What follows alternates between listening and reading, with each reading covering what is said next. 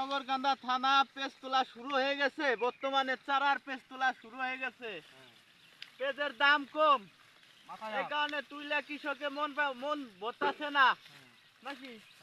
পেজের দাম মোটে 1200-1000 টাকা, এই কারণে পেজ তুলতেছে না মানুষ, এইগুলো তুলতেছে তাও টাকার দরকার দেখে তুলতেছে, নইলে তুলতো না। কি করবি কৃষকের মাথায়